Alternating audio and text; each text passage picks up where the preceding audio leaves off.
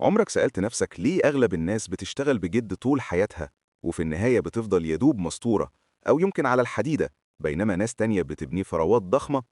السر هنا مش في الحظ ولا في الذكاء الخارق، لكنه في حاجة أعمق بكتير، حاجة أغلبنا للأسف بيتجاهلها تماما في رحلة البحث عن الثراء.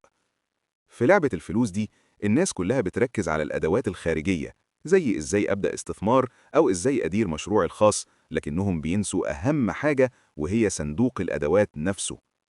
صندوق الأدوات الحقيقي هو عقلك. لو الصندوق ده فيه تسريبات أو برمجة بايظة من الطفولة، فصدقني أحسن وأحدث الأدوات في العالم مش هتنفعك بأي حاجة.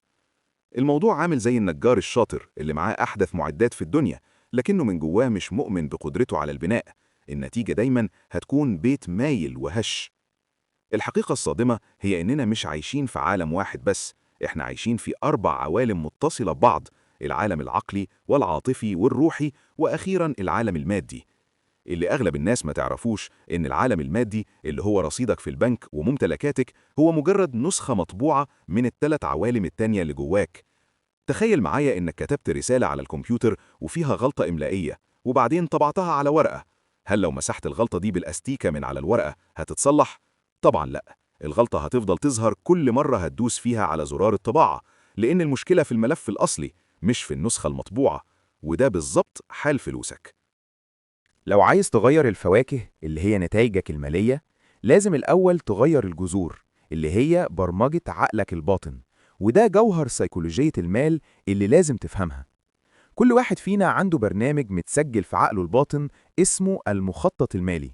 البرنامج ده بيحدد مصيرك المالي بدقة خض، وبيشتغل زي ترموستات التكييف بالظبط. لو ترموستات عقلك المالي متظبط على درجة حرارة الستر أو يدوب المصاريف، فمهما كسبت فلوس زيادة، عقلك الباطن هيبدأ يبرد ثروتك ويرجعك تاني. هيرجعك لنفس درجة الحرارة اللي متعود عليها وبتحس فيها بالأمان، حتى لو كانت درجة حرارة الفقر، لأن دي منطقة الراحة اللي عقلك الباطن عارفها كويس. شوف مثلا اللي بيكسبوا ملايين في اليانصيب، أغلبهم بيرجعوا للإفلاس تاني بعد كام سنة، لأن مخططهم المالي مش متبرمج إنه يستوعب الملايين دي أصلا. وعلى الناحية التانية، شوف حد زي دونالد ترامب، خسر مليارات الدولارات لكنه قدر يرجعها تاني في وقت قياسي جدا، والسبب إن ترموستاته متظبط على المليارات. بالنسبة لترامب، لو معاه مليون دولار بس هيحس إنه مفلس وفاشل، لأن قدرته الداخلية وبرمجته أعلى من الرقم ده بكتير. وده اللي بيصنع عقلية الثراء الحقيقية. دلوقتي اسأل نفسك بصدق، الترموستات بتاعك متظبط على كام؟ هل هو متظبط على الآلاف ولا الميات؟ ولا يمكن متظبط على تحت الصفر والديون؟ أول خطوة في رحلة بناء الثروة هي إنك تعرف درجة حرارتك الحالية عشان تقدر تعليها. وده بيودينا لأول مصدر من مصادر البرمجة دي، وهي البرمجة الكلامية. الكلمات اللي سمعتها عن الفلوس وانت صغير ما كانتش مجرد كلام عادي، دي كانت ملفات معلومات اتخزنت في خزنة عقلك الباطن وشكلت علاقتك بالمال. ولما عقلك الباطن بيتحط في اختيار بين المنطق اللي بيقول أنا عايز أبقى غني وبين العاطفة اللي بتقول اللي اتعلمته من أهلي، العاطفة بتكسب دايما. خليني أحكي لك قصة ستيفن. كان بيكسب أكتر من 800 ألف دولار في السنة، لكنه كان غرقان في الديون طول الوقت. تفتكر إيه السبب في كده؟ السبب إن والدته كانت دايما بتقوله الأغنياء دول ناس طماعين، دول خنازير عايشين على عرق الفقراء. الجملة دي اتحفرت في عقله الباطن. بالنسبة لستيفن، كلمة غني بقت مرتبطة في عقله بكلمة خنزير. وبما إنه بيحب والدته جدا ومش عايز يكون شخص سيء في نظرها، كان عقله بيعمل حاجة غريبة. عقله كان بيتخلص من أي دولار زيادة عشان يفضل ابن بار في نظر نفسه. وده بيوريك إزاي البرمجة القديمة بتدمر مستقبلك المالي من غير ما تحس. علشان كده، أول تمرين عملي لازم تعمله دلوقتي: حط إيدك على قلبك وقول بصوت عالي: اللي سمعته عن الفلوس مش بالضرورة يكون صح. بعدين قول: أنا بختار أتبنى طرق تفكير جديدة بتدعم نجاحي المالي وتحقيق الحرية المالية ليا ولأسرتي. وبعدين المس راسك وقول: أنا عندي عقل مليونير. أنا ميدو، وبقضي وقت طويل جدا بدرس المال والاقتصاد وسيكولوجية المال عشان أساعدك تبني حياة أفضل. لو المواضيع دي بتفيدك، اشترك في القناة واعمل لايك. نرجع لموضوعنا. المصدر التاني للبرمجة هو النمذجة، يعني إحنا بنكون نسخ كربونية من عادات أهلنا المالية، سواء بالتقليد الأعمى أو بالتمرد العنيف عليهم. تي هارف إيكر مؤلف الكتاب كان بيكرر نفس نمط والده المالي. كان والده بيشتغل في المقاولات، يعمل ثروة كبيرة وبعدين يخسرها كلها ويغرق في الديون. وفضل يكرر نفس النمط ده في حياته من غير ما ياخد باله، لحد ما أدرك إنه مجرد بيقلد نموذج والده المالي بشكل تلقائي تماماً. الناس بتفتكر إن قراراتها المالية منطقية وعقلانية، لكن الحقيقة إن 99% منها مجرد ردود أفعال تلقائية لبرمجة قديمة اتزرعت فينا. الفلوس اللي بتجمعها بدافع الغضب أو الخوف أو عشان تثبت حاجة لحد عمرها ما هتجيب لك السعادة أبداً، لأنك ما بتعالجش المشكلة الداخلية بالفلوس الخارجية. زي ما بيقول إيكر، الفلوس ما بتعملكش حاجة أنت مش عليها أصلاً. لو أنت تعيس، الفلوس هتخليك تعيس أكتر بس معاك فلوس، وده مش هدفنا من إدارة المال. المصدر الثالث للبرمجة هو الأحداث المؤثرة. ساعات حادثة واحدة بس في طفولتك ممكن تخلق عندك فوبيا من الثراء وتخليك تتخلص من الفلوس من غير وعي. زي قصة جوزي، كانت ممرضة شاطرة جدا لكنها بتصرف كل قرش بتكسبه، ولما دورت على السبب اكتشفت ذكرى مؤلمة جدا وهي عندها 11 سنة. شافت والدها بيموت قدام عينيها بنوبة قلبية في مطعم صيني، وده حصل وقت خناقة كبيرة جدا بينه وبين والدتها على الفلوس. شافت وشه بيتحول للأزرق. في عقل جوزي الباطن ارتبطت الفلوس بالألم الشديد والموت وفقدان الأب، فكان عقلها بيحميها من الفلوس عشان ما تكررش نفس تجربة الألم دي تاني. مشكلة جوزي ما كانتش في إدارة المال ولا قلة الذكاء المالي، مشكلتها كانت في الجذور العاطفية المؤلمة اللي ربطتها بالفلوس، ولما عالجتها حياتها اتغيرت تماما. وده يخلينا نفكر في حاجة مهمة جدا، وهي نية الادخار. انت بتحوش فلوسك بنية ايه؟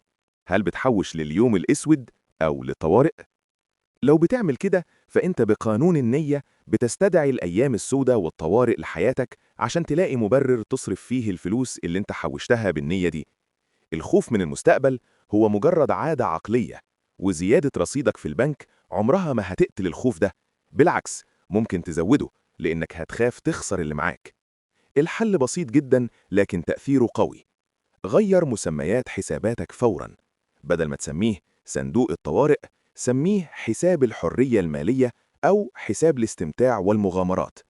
لما بتحوش فلوسك بنية الحرية والفرح، انت بتجذب لحياتك مواقف تعزز النية دي، وبتبدأ تشوف فرص للاستثمار والنمو بدل ما كنت بتشوف فرص للمصايب. الخلاصة كلها بتتلخص في معادلة بسيطة اسمها معادلة التجلي، وهي اللي بتشرح ازاي نتائجك الحالية في الحياة بتتكون.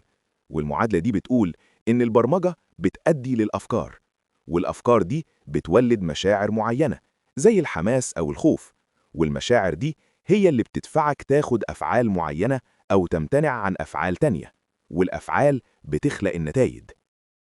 يعني لو برمجة طفولتك بتقول الفلوس وسخة، ففكرتك هتكون الأغنياء وحشين، فهتحس بالذنب لو كسبت فلوس، ففعلا هتبدأ تصرف الفلوس دي عشان تتخلص من الذنب. والنتيجة النهائية هي إنك هتفضل فقير، والنتيجة دي هترجع تأكد لك نفس البرمجة القديمة إن الفلوس وحشة، وتفضل تلف في نفس الدايرة المقفولة.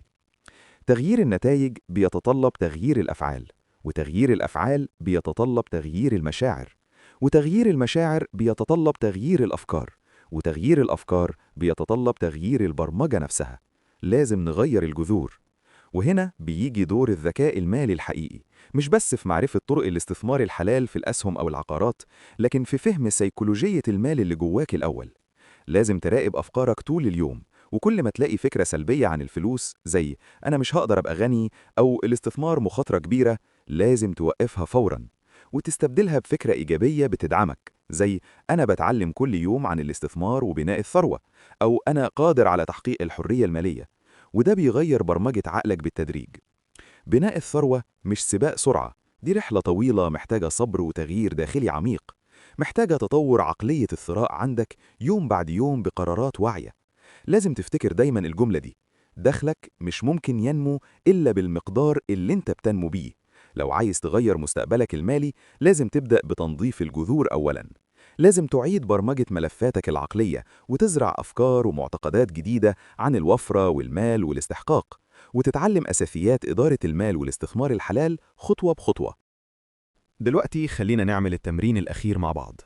حط إيدك على قلبك وقول بصوت عالي: أنا أراقب أفكاري ولا أتبنى إلا تلك التي تدعمني.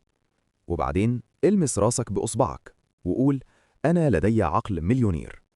كرر التصريحات دي كل يوم الصبح وبالليل، وهتشوف تغيير حقيقي في طريقة تفكيرك ومشاعرك. رحلة الثراء الحقيقية بتبدأ بقرار واعي منك دلوقتي، قرار إنك تتخلص من كل البرمجة السلبية اللي اتزرعت فيك، وتبدأ رحلة جديدة نحو الوفرة والحرية. قولي في التعليقات، إيه هي أكتر جملة سلبية سمعتها عن الفلوس وقررت إنك هتمسحها من عقلك ومن حياتك بداية من النهاردة؟ أنا هقرأ كل التعليقات.